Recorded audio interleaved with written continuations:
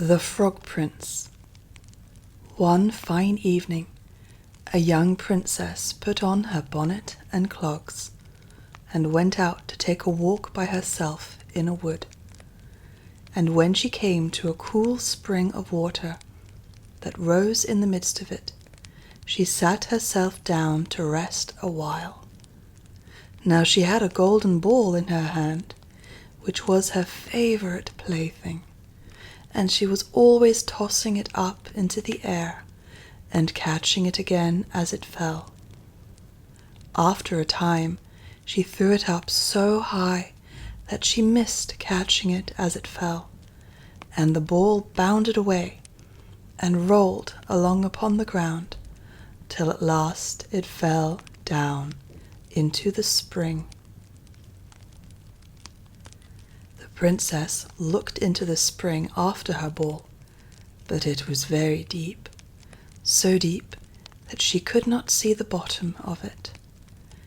Then she began to bewail her loss, and said, "Alas, if I could only get my ball again, I would give all my fine clothes and jewels and everything that I have in the world." Whilst she was speaking, a frog put its head out of the water and said, "Princess, why do you weep so bitterly?" "Alas," said she, "what can you do for me, you nasty thing? My golden ball has fallen into the spring."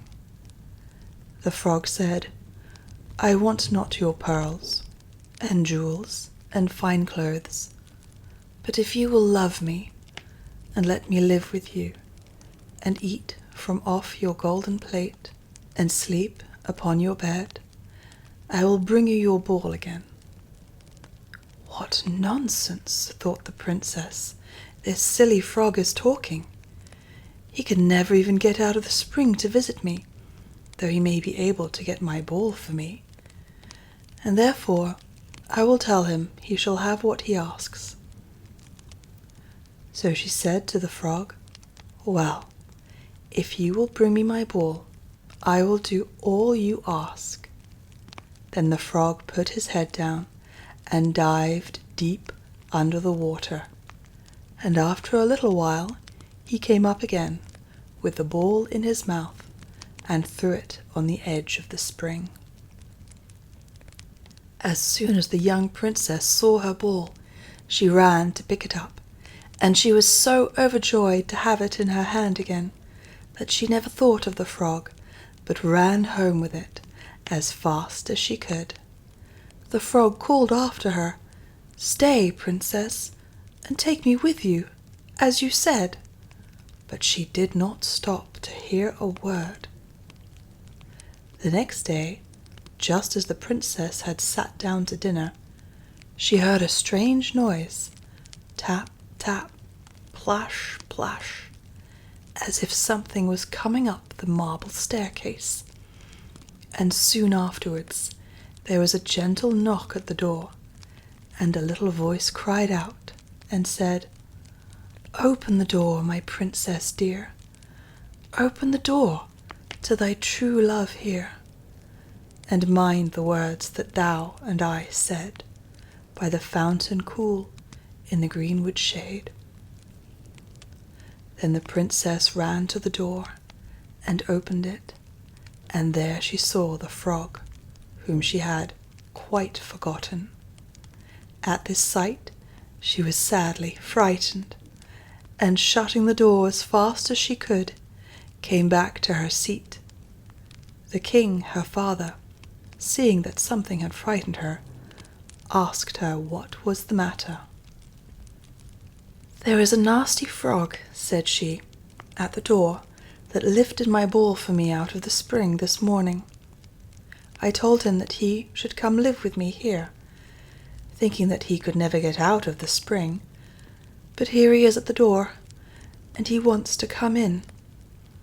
While she was speaking, the frog knocked again at the door and said, "Open the door, my princess dear.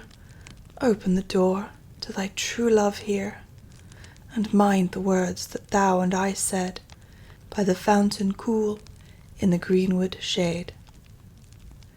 Then the king said to the young princess, "As you have given your word, you must keep it.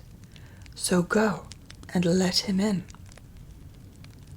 She did so, and the frog hopped into the room, and then straight on, tap, tap, plash, plash, from the bottom of the room to the top, till he came up close to the table where the princess sat. "Pray lift me upon chair," said he to the princess, "and let me sit next to you." As soon as she had done this, the frog said, "Put your plate nearer to me, that I may eat out of it." This she did, and when he had eaten as much as he could, he said, "Now I am tired. Carry me upstairs, and put me into your bed." And the princess, though very unwilling, took him up in her hand, and put him upon the pillow of her own bed, where he slept all night long. As soon as it was light, he jumped up, hopped downstairs, and went out of the house. "Now, then," thought the princess, "at last he is gone, and I shall be troubled with him no more."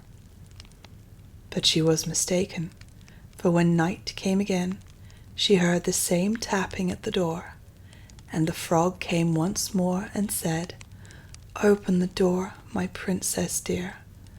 Open the door to thy true love here, and mind the words that thou and I said by the fountain cool in the greenwood shade." And when the princess opened the door, the frog came in and slept upon her pillow as before, till the morning broke.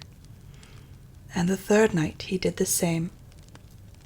But when the princess awoke on the following morning, she was astonished to see, instead of the frog, a handsome prince, gazing on her with the most beautiful eyes she had ever seen, and standing at the head of her bed.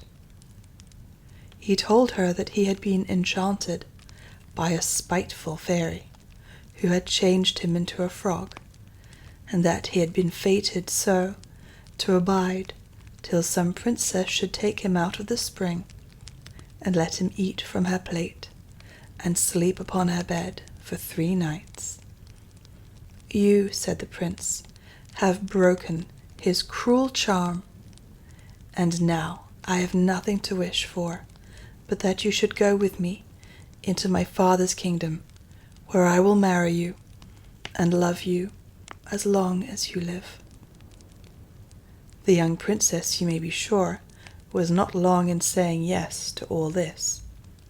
And as they spoke, a gay coach drove up, with 8 beautiful horses, decked with plumes of feathers and a golden harness. And behind the coach rode the prince's servant, faithful Engyclick, who had bewailed the misfortunes of his dear master during his enchantment so long and so bitterly that his heart had well nigh burst.